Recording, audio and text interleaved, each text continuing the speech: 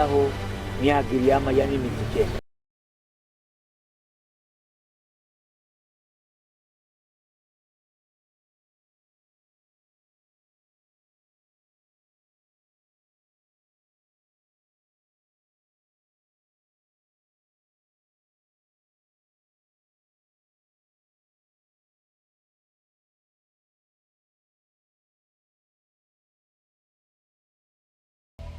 Usikosee.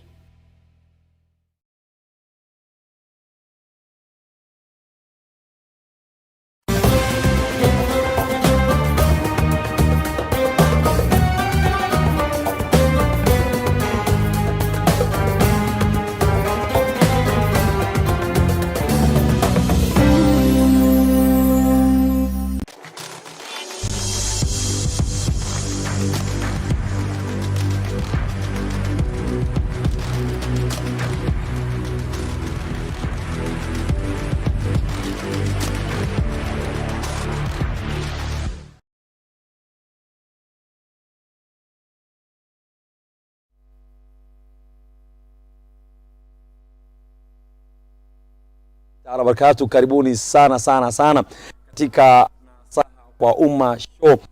Baada ya kuenda mapumzikoni kwa muda fulani, mpendwa mtazamaji, ambapo tuliweza kutembelea nchi kadha wa kadha kama Sudan, Misri, Ethiopia, Uganda, Tanzania na nchi zingine kwa kuweza kutathmini hali ilivyo katika nchi kama hizo. Kumbuka mpendwa mtazamaji, pamoja nawe katika show kama hii si mwingine bali ndugu yako Daktari Sheikh Wakili Hassan Kinyua Omari, na nitakuwa nawe hapa mpendwa mtazamaji, na kazi yangu hapa ni kuweza tu kuwa host, ambayo leo kwa siku ya leo niko na wageni wetu mashuhuri.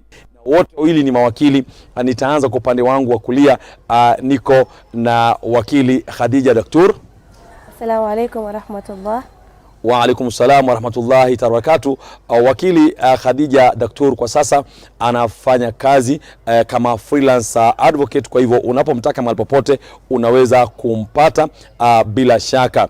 Na vile vile niko na wakili Mr. Lewis Waidhaka. Assalamu alaykum. Wa alaikum. Wakili Lewis Waidhaka ni legal advisor katika Kenya Institute of Foreign Languages and Professional Studies, na vile vile yeye ndiye CEO wa Chance Publishers Limited, ambao wameweza kuchapisha vitabu vingi sana, ikiwa ni vya Kiislamu, vya Kiarabu na vinginevyo. Mpendwa mtazamaji, mada yetu ya leo ni mada muhimu sana ambayo imetetemesha Kenya na ulimwengu mzima. Masala ya domestic violence. Domestic violence. Wakili, ningependa mtazamaji anayetutizama mumueleze ni nini domestic violence. Wakisikia domestic violence, hiyo ni nini? Bismillahirrahmanirrahim. Kwanza kabisa ningependa kuwashukuru Huda TV kwa kutupa fursa hii na kwa kunipa mimi fursa hii tena mara ya pili kuja kuangazia masala ambayo yanakera sana jamii yetu, ambayo yanakera ulimwengu. Mwanzo kabisa ningependa kuwaambia kwamba domestic violence ni jambo la tabu sana, jambo ambalo linatetemesha sana. Halitetemeshi wanawake peke yao ama wanaume peke yao, bali hata watoto tunaona.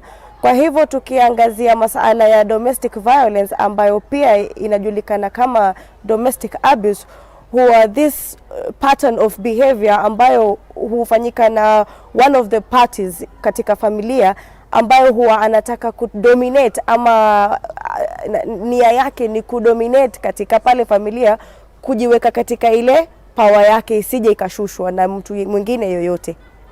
Naam. Shukrani sana wakili, na kulingana na maneno yako inaonyeshana kwa kuwa domestic violence ina affect watu wengi, na inaweza tokea kwa mtu yote, kwa sababu watu wengi wanafikiria sana kwa kuwa domestic violence ina affect mwanaume peke yake, yani ndiye anakuwa anadhulumiwa. Wakili Lewis, utatueleza kama domestic violence inapata mwanamke peke yake, na tukitoka hapo mkiwa nyote wawili mtakubaliana tutazungumzia types of domestic violence, na vile vile law inasemaje kuhusu domestic violence. Kwa hivyo maswali ya kwenu nyote wawili, kila mmoja ataweza kuzungumza atakapotaka. Lakini naanza kwako wakili Lewis. Je, domestic violence ni dhulma kwa wanaume kwa wanawake peke yake, ama kuna mara nyingine inatokea wanaweza kudhulumu mwanamume, na pia tuzungumze inapotokea hilo wenye kuumia ni nani? Je, ni wao wawili peke yake ama watoto pia wanaumia ndani yake? Asante sana kwa kunipa fursa hii, na swali lako ni mzuri sana, ambapo mada ya leo kwanza ni mzuri sana kwa sababu tukiongelea mambo na domestic violence sio issue ya kusema, sio jambo la kusema kwamba wanawake peke yao wanakuwa affected, kwa sababu tumeona kulingana na habari ambazo zimejitokeza kwanza after the outbreak ya COVID ya kwamba pia wanaume wamejipata katika, ingawaje society yetu ni mwanaume ndio kichwa cha familia, lakini tumepata pia kumbe hao pia wanapitia shida nyingi. Kwa hivyo sio upande mmoja pia. Mbali na kusema hayo, effect ya domestic violence inateremka chini, inapata wale tunasema ni vulnerable people. The vulnerable ni hao watoto ambao wazazi wako nao. So hawa watoto wanakuwa affected na njia tofauti tofauti. Kwanza wanakuwa affected mentally, socially, wawezi interact vizuri wanapokana wenzao, na hiyo ina affect the growth and development ya ule mtoto, ambapo akitoka nje na miaka ambao wanaenda kuwa, hata maisha yake atakuwa aggressive, atakuwa na shida sana, na tutakuwa tuna raise jamii ambayo haina maadili ambayo tunafaa tukuwe nao. Shukrani sana wakili Lewis Waithaka. Tunakuja kwako Khadija Ductoor. Khadija Ductoor, bila shaka tukuombea Mwenyezi Mungu siku moja iwe ni kinyume, iwe ni Ductoor Khadija Ductoor. Kwa hivyo dua hiyo kutoka kwetu. Tuje kwako, what does the law say about domestic violence? Ama sheria yetu yasemaje kuhusu domestic violence? Na hapo unaweza kuchanganya sheria ya Kenya na sheria ya dini unavyopenda. Kwanza kabisa ningependa watazamaji wafahamu kwamba domestic violence is prima facie a violence crime. It's a criminal act in the face of it. Kwa sababu kuna hata laws zimestipulatiwa na serikali ambazo zinaangazia masala hii. Mathalan, number 1, Constitution of Kenya. The Constitution talks about the rights and freedoms of persons. Pili, tunaangazia the Protection Against Domestic Violence Act. Pia inaangazia masala. Kwa hivyo the law is very clear on domestic violence, how it is a crime. Na the law inasema it goes ahead to explain violence ni nini. Si kumchapa tu mtu peke yake. Maana watu wengi wameweka katika akili zao kwamba mimi nikichapwa hiyo ni domestic violence. Lakini domestic violence, abuse itself has been stipulated under the PADV Act, the Protection Against Domestic Violence Act. Inasema abuse ina entail being stalked by someone.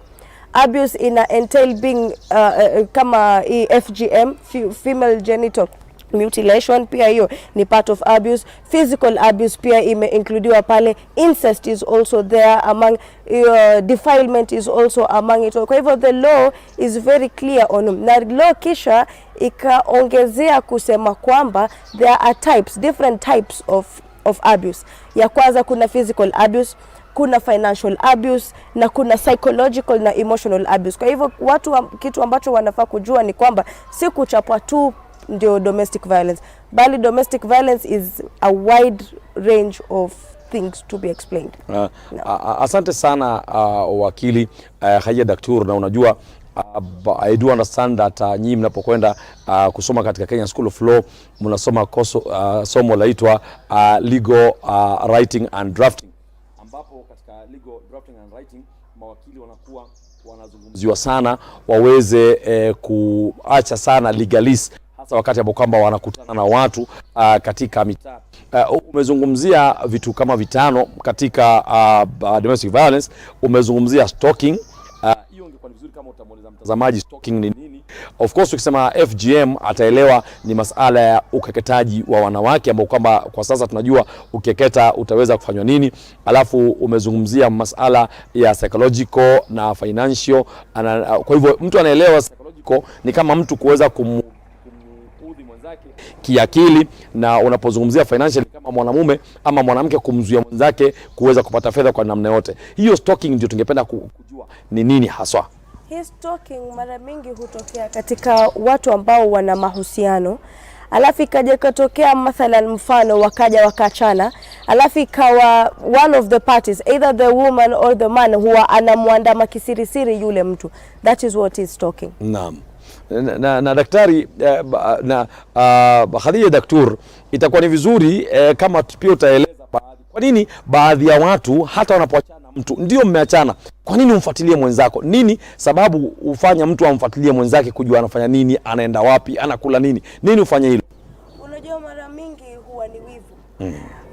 Siku mingi ukija ukiachana na mtu, watu wengi roho zao hazieleweki. Kwa hivyo watu wengi huwa wanataka kuhakikisha kwamba wewe hauendelei. Kwa hivyo huwa atakustoka jue unaandamana na nani, unafuatana na nani, unafanya nini mathalan, na ndio hiyo stalking huwa shida huanzia hapo. Asante sana mpendwa mtazamaji. Kwa hivyo kama wewe ni katika wale watu ambao wana wivu sana, jua vile utaweza kuhifadhi ndoa yako, kwa sababu ukimwacha mtu unampenda inakuwa hulali huli, unamfuatilia. Kwa hivyo hilo ulijue, ukilifanya ni kinyume cha sheria ikijulikana.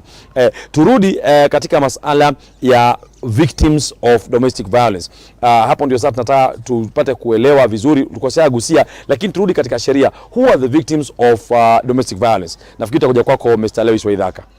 Victims of domestic violence hasa kulingana na reports na studies imefanywa na government institution, NGOs, inaonyesha kwamba victim of domestic violence kwanza ni wanawake, kwa sababu society yetu ni patriarchal, inamaanisha mwanaume ndo anaongoza familia.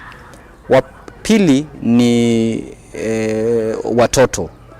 watoto ndo wamekuwa victims sana. Ukiangalia kama FGM, generally FGM Act, Female Genital Mutilation Act, imejaribu kuprotect wanawake. Lengo lake ni kuzuia ukeketaji wa wanawake. Kwa hivyo lengo lake imedirectio targeting the women, protecting the women. Ukiangalia Children's Act, imekuwa very imetarget watoto peke yake, kwa sababu hao ndo wamegundulika kuwa the most vulnerable people.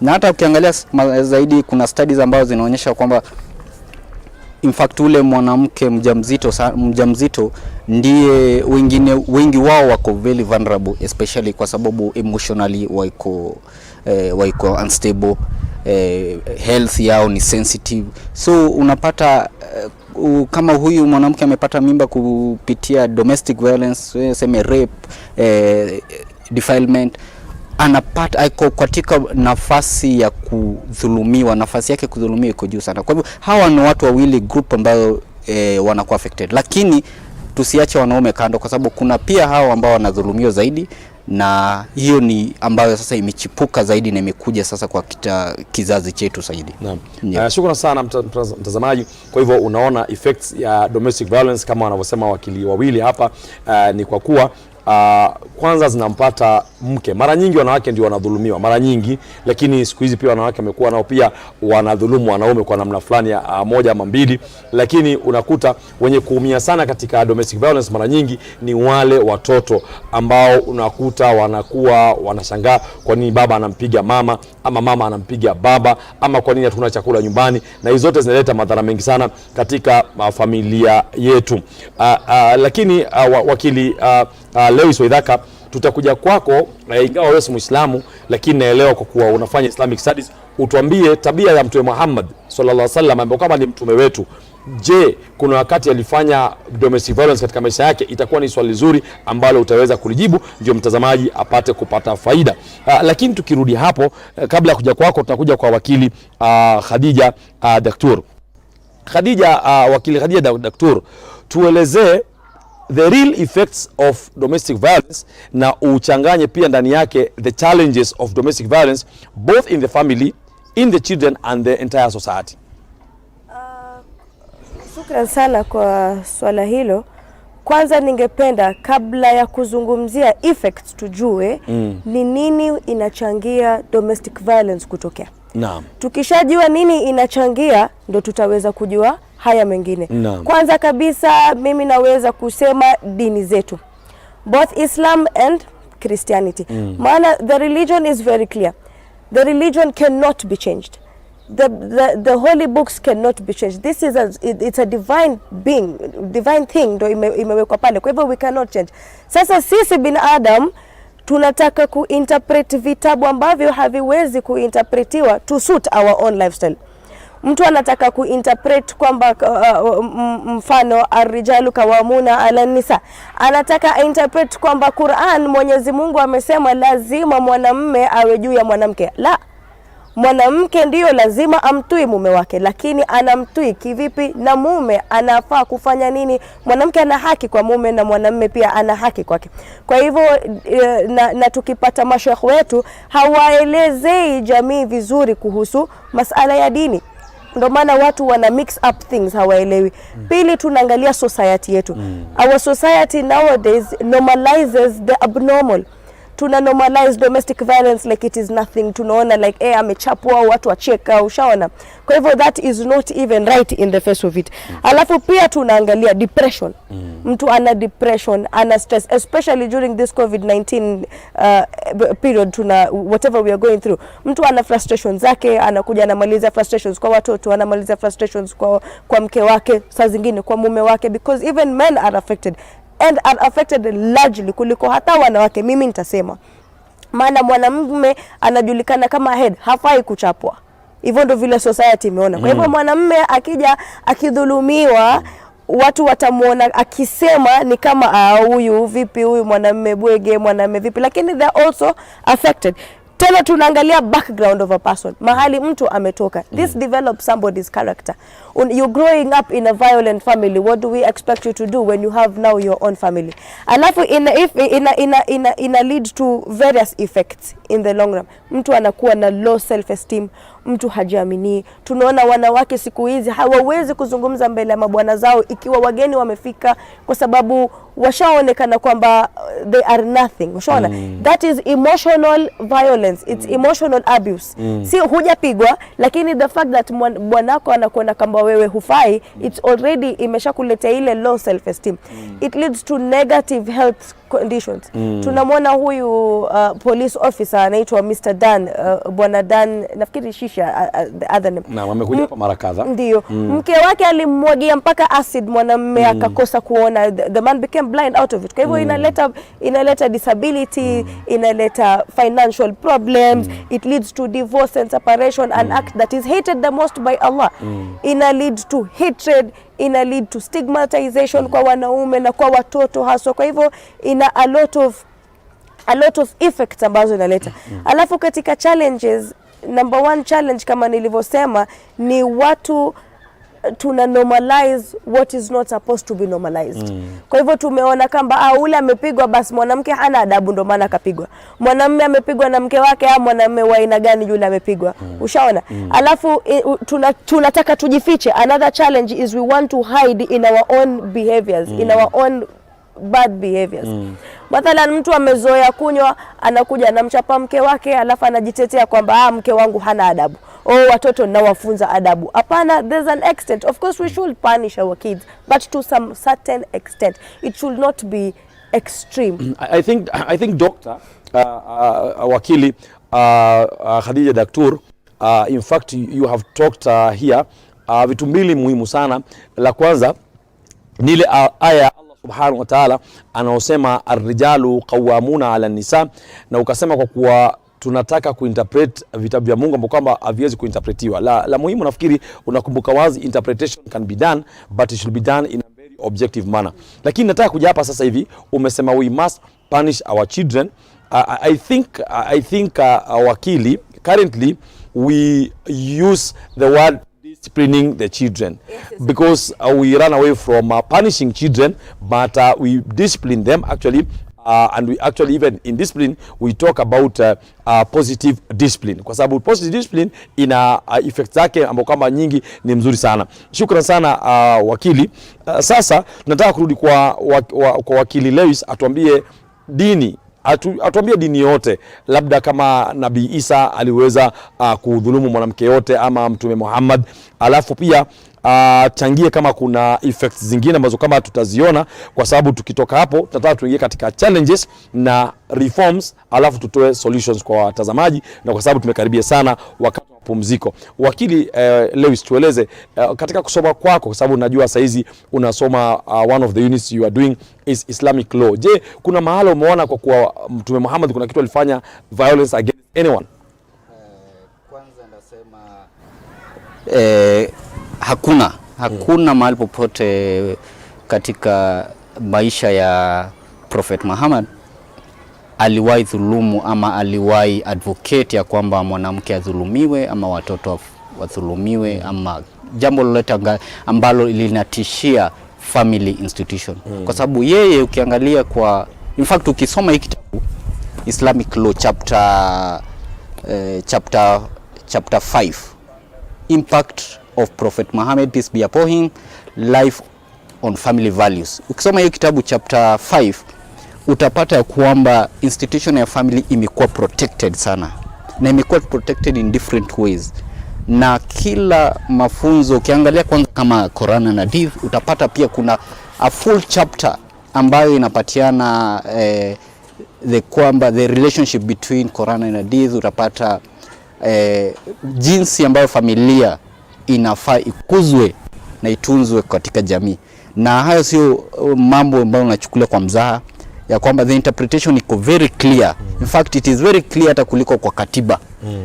Iko very clear kwa sababu ina capture the fundamental unit. Ndio maana unaona hata katiba ilijaribu kuomba katika dini na ikaanza kurecognize katika seme article 45 wakili. 45 inasema kwamba family institution ama family unit is the basic structure of the society. Na kwamba hiyo ilikuwa informed ama walikuwa informed kutokana na dini, kwa sababu hapo ndo watakuzia jamii. Na mimi na refer sana, naomba watazamaji mchukue kitabu muangalie chapter 5 ya hiyo kitabu. Shukrani sana mpendwa mtazamaji. Vitabu ambavyo kwamba anavizungumzia ndugu Lewis Waithaka ni kitabu cha Quran and Hadith, ambapo anakueleza inaeleza sana kuhusu kuprotect the family, na vile vile kitabu Islamic Law. Hiki ndani chapter 5 inazungumzia vipi Mtume Muhammad SAW aliweza kuongoza maisha ambao kwamba yanachunga familia ya binadamu. Sasa hapo umekuta kwa wakili Lewis, kwa kuwa Mtume Muhammad SAW hakuna siku hata moja alipiga mwanamke. Hakuna siku hata moja Mtume Muhammad SAW aliweza kumpiga mtoto. Sasa wale ambao kwamba wanasema wanamfuata Mtume Muhammad SAW, kwa nini tunapiga wanawake? Kwa nini tunapiga watoto wetu? Na vile vile swali ambalo kama ni muhimu zaidi, tunakuja kuuliza kwa nini masheikh kama alivyosema wakili Khadija, kwa nini masheikh hawa advocate kuzungumzia watu kuweka nyumba zao kuwa sawa kuliko kupigana? Na kitu ambacho kama nasikia kucheka siku ya leo ama kufurahi ndiko kwa mawakili nyote wawili, wewe ukisema unasema the law is very clear, na wewe ukisema unasema the law is very clear. Na unajua hakuna wakili usema the law is not clear, hata akitoka nje ya line anasemaga the law is very clear. Nitapenda tukienda katika kupumzika waambieni watu, when you say the law is very clear, what exactly do you mean? Na hili litakuja kwako wakili Khadija Ductoor. Kwa nini unasemaga the law is very clear kila mkizungumza? Because the law is stipulated down. Unajua laws have been enacted. The problem is laymen, nitawaita laymen, huwa wameweka kwa akili yao kwamba sharia inajulikana na mawakili. But the law is there, it is very clear. Hata kwa simu yako, maana siku hizi kila mtu anaweza ku access internet. You just go there, Kenya Law Reports, unapata vitabu vako vya law, you understand the law, because ignorance of the law is no defense. No. Yes. Thank you so much, dear viewers. Actually, wakili Khadija Ductoor is telling us ignorance of law is no defense. Maana yake kwa Kiswahili anamaanisha kutoelewa sheria si kuwa eti inakusaidia kutofungwa. Jaji usema ili uwe mfano kwa wengine tutakufunga miaka 2. Miaka 2 ni mingi mpendwa mtazamaji. Kwa hivyo tunaomba sote manyumbani mpendwa mtazamaji tuache kupiga wake zetu, tuache kupiga waume zetu, tuache kupiga watoto wetu, tutengeze familia ambazo kwamba ni kama familia za Mtume Muhammad sallallahu alaihi wasallam. Nakumbuka tukienda katika mapumziko, Allah subhanahu wa ta'ala tuambia kwenye Qur'an, laqad kana lakum fi rasulillahi uswatun hasana, mnao nyinyi katika mtume wa Mwenyezi Mungu kielelezo chema. Tunaingia katika mapumziko mafupi mpendwa maji, ili tupate angalau kupiga tama la maji, na tutarudi hapa ambapo itakuwa ni wakati wako kupiga simu, kutuma ujumbe ili tupate kujibiwa maswali. Ni mawakili wetu, usibanduke.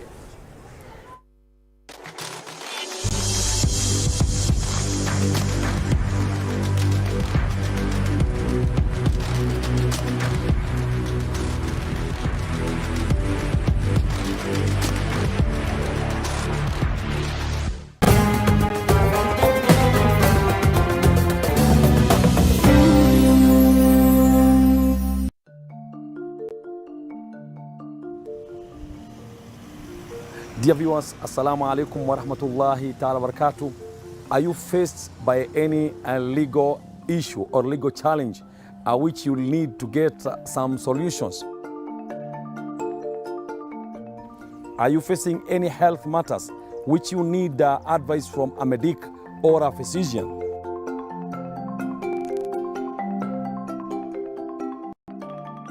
Are you a youth faced by youth challenges, or you are a parent who is challenged by the youth at your home? Are you a person who is in a family or a family member who is facing any family matters or family issues? Or do you have a counseling matters which are affecting you and you need solutions? Don't forget to tune in Huda TV every Monday to Thursday from 12 noon to 1 p.m. when we'll be discussing all these matters. With you is your host, Dr. Sheikh Lawyer Hassan Kinyua. Always tuned to Huda TV, always tegea NASAHA kwa UMMA show. Thank you.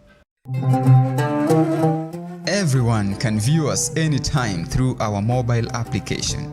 It is our way to ensure you do not miss out on any of our programs. Install Huda TV mobile application today by going to Google Play and view us on the go.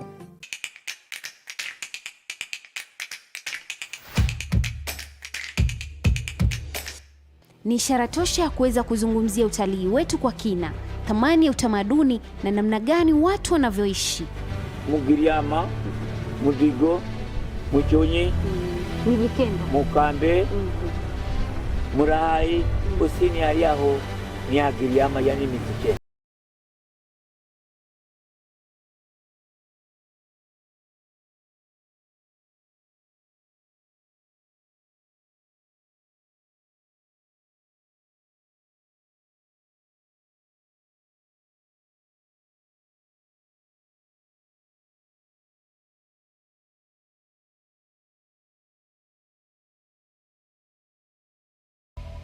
Usikose.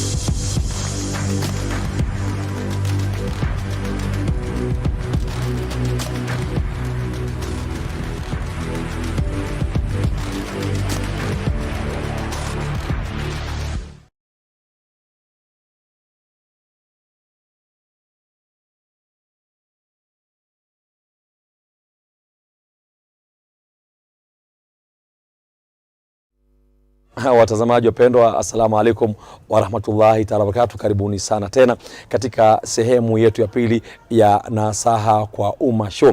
Na ukumbuke mpendwa mtazamaji, tulianza hapa na tukakueleza tuko na nani katika studio. Kumbuka ni ndugu yako Daktari Sheikh Wakili Hassan Kinyua, host wako wa NASAHA kwa UMMA, na kwa bahati nzuri kwa pande yangu ya kulia niko na wakili Khadija Ductoor, na mimi niko upande wa kulia wa wakili Lewis Waithaka, na mada ilikuwa imeendelea. Na kumbuka sasa, mpendwa mtazamaji, ni wakati wako wa kuweza kutupigia simu ili kutuuliza maswali, na nambari zetu za simu zinapita hapo katika screen yako mpendwa mtazamaji. Kwa hivyo utaweza piga simu na vile vile kuweza kutumia mitandaoni katika Facebook. Kumbuka tuko live katika Facebook ya Hassan Omari kwa siku ya leo. Mpendwa mtazamaji, tuanza na maswali mawili kwa mawakili wetu hawa. Swali ambalo tunazungumzia ni effects, what are the effects of domestic violence? Yani ni taathira gani domestic violence ama fujo la nyumbani linalo utuelezee, na vile vile tutakuja kuzungumzia pia ni nini culture ama desturi ama tamaduni zetu zinachangia vipi masuala haya. Kwa hivyo swali la kwanza linakuja kwako, swali la pili litakuja kwako wakili. Tuanza na ndugu yangu wakili Lewis Waithaka. Madhara ya domestic violence, nitasema kwanza nitaiangalia upande wa health, kwa sababu violence inadhulumu haki yako ya afya, kwa sababu utapata either uko emotionally disturbed, na hiyo inamaanisha psychologically hauko vizuri.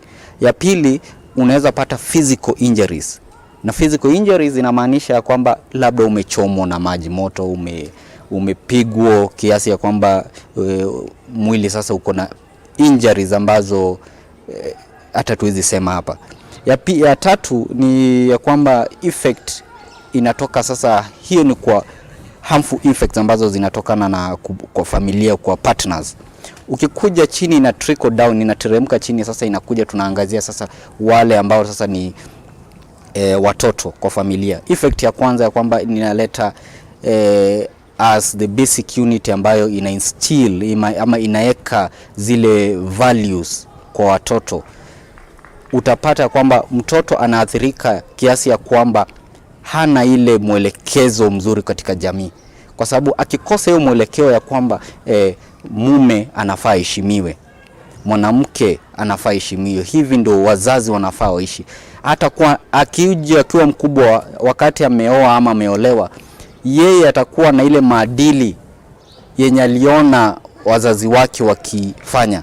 Kama baba alikuwa anapiga mama, yeye ni mwanaume atapiga mke wake. Na kama ni mwanamke alikuwa na msichana alikuwa anaona mama yake akipiga mwanaume, hivyo ndo ataona hivi ndo familia inafaa ifanywe, hivi ndo familia inakuzangu, hivi ndo mtu anafaa treat mwenzake. Kwa hivyo ina effect ya kwamba generally ya kuaffect the basic human rights, ya kwamba unafaa utreat mwenzako na dignity, respect, fairness. Kwa hivyo hiyo ndo main aspect, na utaona katika international legal instruments the first thing ya kwamba ile ambayo ilikubalika na ilipatia birthright ama ile mchupuko wa human rights inaitwa Universal Declaration of Human Rights. The first thing inasema ya kwamba all human beings are born free, equal and with respect and dignity. So hiyo ndo the major effect. Kukosekana kwa hiyo respect, dignity, fairness ndo sababu ya domestic violence inaleta hiyo shida. Na shukrani sana mpendwa mtazamaji. Kulingana na maneno ya wakili Lewis Waithaka, ni kwa kuwa mtoto ambaye amelelewa ni baba ambaye kwamba huyo baba kazi yake ni kupiga mama, basi mtoto kama huyu atapiga mama. Mtoto ambaye kwamba amelelewa ni baba ambaye kazi yake ni kupiga watoto, naye atapiga watoto. Na mwanamke ambaye kwamba amempiga mume wake ama kumtukana, binti zake nao pia atapiga waume zao ama kutukana. Ndivyo anavyosema wakili Lewis, na ameturegesha katika Universal Declaration of Human Rights, ambapo amesema kwa kuwa all human beings, ile binadamu mwenyewe akiwa sawa. Na kumbuka Qur'an inakwambia wala kad karamna bani adam, hakika tumewakirimu binadamu wote. Hiyo ni wakili Lewis amezungumza. Sasa tunakuja kwa wakili Khadija Ductoor. Wakili Khadija Ductoor, tueleze mila zinachangia nini katika domestic violence, sababu mila pia ina mkono wake kwenye domestic violence. Asante sana kwa swala hilo. Umeniuliza swala zuri sana, maana katika masala ya domestic violence ambayo tulisema hapo mwanzo pia ni domestic abuse, na tukaangazia mifano ya domestic abuse, tunaangalia kwamba mila zetu zinachangia pakubwa sana. Kunazo mila ambazo zina encourage ile domestic violence. We gave an example of FGM. Kuna mila ambazo lazima ukeketaji ufanyike. Usipofanyika wamekiuka mila, na wakikiuka mila wanaona ni kama tabu, na wasichokijua ni kwamba kukifanya kile kitendo ni abuse wameshafanya. Wamemkosea yule mwanamke, wamemkosea yule mtoto. Kuna mila ambazo kupigwa ni faraja. Mwanamke anaona mimi mume wangu kama hanipigi, hanipendi mimi.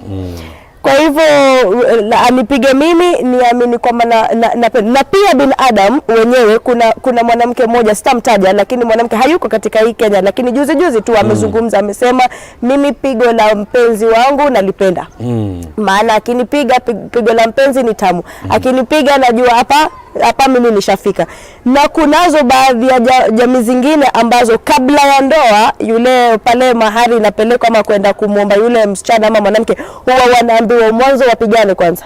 Wapigane kwanza, yule atakayeshinda, ikiwa mwanamume atashinda anamchukua yule mwanamke. Maana wanawake wanajulikana wana nguvu sana, wataenda kuaibisha wale wanawake. Kwa hivyo mila zinachangia pakubwa sana, na haya ndio mambo ambayo tunafaa kuangazia kama jamii. Haya ndio mambo ambayo tunafaa kupinga kabisa. Kuna baadhi ya watoto wengine they are being forced into marriage. Forceful marriage ni abuse according to the PADV Act. Kuna wengine inheritance, wife inheritance. Mume wangu akifa, no doubt mimi naenda kuelewana na ndugu yake. Kwa hivyo hizi zote tunaona mila inachangia. Afadhali kukiwa na tunaweza kuangazia mambo kuhusu mila, tueleze watu mambo yanaenda vipi na vipi. Ndio. Shukran sana wakili. Sasa nafikiri mkisema the law is very clear, sasa tutawaelewa, sababu mmeweza kueleza mtazamaji polepole mpaka akaweza kuelewa. Sasa tunakuja kwenu nyinyi wawili. Swali la kwanza ambalo kama masomo yetu tutaangazia saizi ambapo baadaye tutakuja kuleta solution ni what are the challenges? Ni nini changamoto ambazo kwamba zinapatikana ili kwenye jamii tunakosa kuhakikisha hakuna domestic violence? Challenge ni gani? Na mtueleze what are some of the reforms which have been undertaken or advocated by for the government and the law in trying to see that there is no domestic violence. Yani ni mageuzi gani ambayo kama yamefanyika labda katika katiba yetu ama sheria zetu ambayo yanalenga kuweza kuondosha fujo katika jamii. Nafikiri tutakuja kwako wakili Khadija baada ya turudi kwa bwana Lewis tueleze challenges, alafu wakili atakuja tueleze kuhusu reforms. Tuanze na wewe. Okay, challenges za domestic violence vile ambavyo jamii na masomo ambayo imefanywa tayari na watafiti ni ya kwamba challenge ya kwanza inatokana na hiyo sema socio-economic. Socio-economic ni one of the rights ambayo imekuwa guaranteed katika katiba, na unapata ya kwamba because ya different economic uwezo, financial ability katika jamii, especially sema kama wakati wa COVID, wazazi wengi wamepoteza maajira, biashara zao zimekuwa affected. Unapata kwamba kuna kosa ile uwezo wa kuweza ku provide for the family, na hiyo inaleta issue ya violence katika jamii. Ya pili unakuja tutaongelea, ingawaje masomo imesisitizwa, hata ukiangalia tunamshukuru sana Profesa Magoha ya kuhakikisha ile 100% transition low education level, the level of education kwa jamii zingine.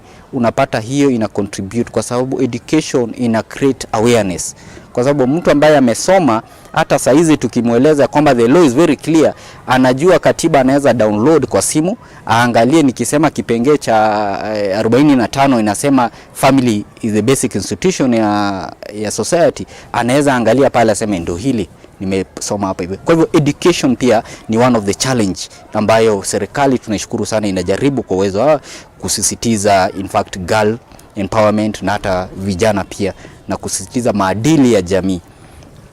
Thank you. Kabla tuzungumze pole daktari, ningependa kuongeza kwamba katika challenges mimi naona kwamba mtazamaji ndo aelewe vizuri challenges, maana kuna mwanamke yuko kule mbali hajui kizungu vizuri.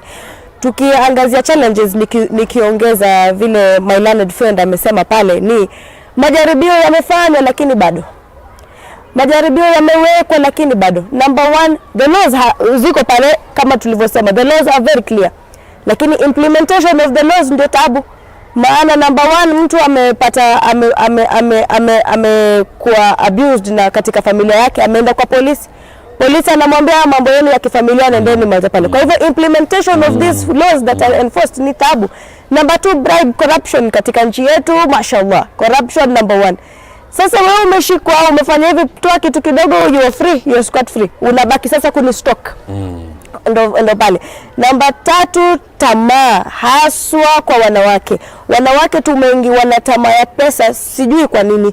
Niko radhi nikaenda mwanamume huyu ananipiga lakini anipa pesa, ananipiga lakini nitaendesha gari kubwa. Kwa hivyo hiyo greed pia inachangia, na kama nilivyosema, kuna baadhi ya watu ambao wanapenda kupigwa, kwa sababu wakipigwa ina maana gani? Wanapendwa. Na pia nikiongezea pia kama vile nimesema, swala la hapo nyuma ulivyoniuliza, ni mila yetu. Mila yangu inasema fanya hivi, kwa hivyo lazima nifanye hivi. Kwa hivyo hizo ndio challenges, na nyingine kubwa ni evidence. In our court system we must adduce evidence to get justice. Kupata evidence, napigwa ndani ya nyumba, niweke kamera watu waone mume wangu ananipiga. Kwa hivyo hiyo collection of evidence si rahisi, ndio maana pia inafanya watu wanashindwa kupata zile haki zao. Na kama ulivyoniuliza pale swala langu, recommendations. Number one recommendation, let us stop this. Let us not normalize it. It is not normal mimi kupigwa. Number two, let us report it. Ukiona mtu anapigwa, ukiona mtoto anadhulumiwa, mimi sitaki kusema kupigwa, maana kupigwa, ndani ya kupigwa kuna pia kudisipliniwa kama ulivyosema daktari. Lakini unadhulumiwa, maana violence is kudhulumiwa. Unadhulumiwa kifedha, unadhulumiwa kimapenzi. You know, even silence treatment is in its own abuse. Unajua sisi pale wanawake wanapokwenda kuolewa, when I was getting married, natoa mfano wangu, niliambiwa na zaidi ya watu 1000 fanya subra.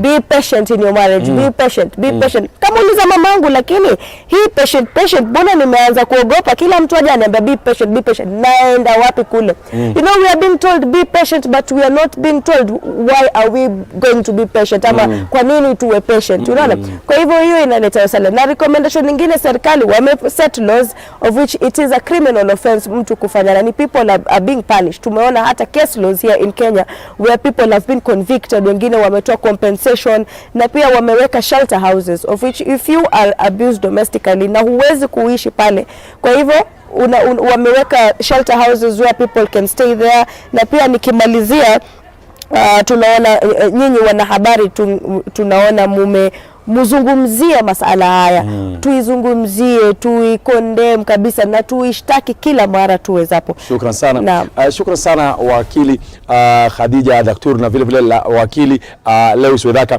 Lakini ningependa ili tupate kutoka katika show ya siku ya leo, tupate kumpatia nasaha mume na mke na jamii. Tunaanza na wewe wakili Lewis Wedhaka, unampatia nasaha gani mume, mke na jamii kuhusu domestic violence, kukomesha domestic violence? Mpe nasaha yako ya siku ya leo.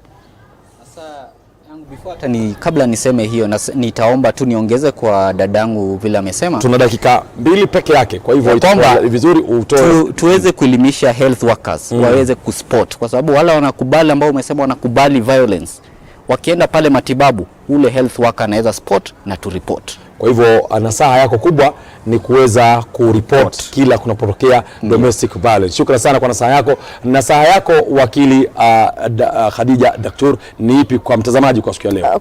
Kwa kifupi, ningependa kwanza sympathize na watu ambao wanapitia masala kama haya, na kuambia kwamba there are relief measures that are out there. You can go apply for protection orders from your abusive spouses, na pia report this thing. It is not fun, it is not nice. Our kids are getting stigmatized, our parents are getting stigmatized. Kwa hivyo let us report, let us go get these protection orders, and inshallah kila kitu kwa nguvu za Mwenyezi Mungu kitakuwa sawa inshallah. Shukrani sana mpendwa mtazamaji. Bila shaka mimi nitaweza kufanyia summary ya kwamba wameweza kutupatia mawakili wetu wetu. Ya kwanza amesema tuweze kuripoti kesi za domestic violence, na vile vile anakuambia wakili Khadija, usiogope kwenda kumshtaki mume wako ama mke wako kunapokuwa na domestic violence, ndio tutaweza kukomesha mambo kama haya. Na vile vile ameweza kutoa mwongozo kwa familia nazo zishirikiane kukomesha domestic violence na tuwalinde watoto wetu. Mpendwa mtazamaji, mimi host wako Daktari Sheikh Wakili Hassan Kinyua, nikiwa na mawakili wangu wawili hapa, wa kwanza akiwa ni Khadija Ductoor na vile vile Lewis Waidhaka. Hatunabudi kukuaga hadi wakati mwingine, tukwambia assalamu alaikum wa rahmatullahi wabarakatuh. Nazidi kutegea Al-Huda TV. Kumbuka NASAHA kwa umma inakujia kila Jumatatu hadi Alhamisi saa 6 hadi saa 7 dhuhuri. Mungu akubariki. Maasalam.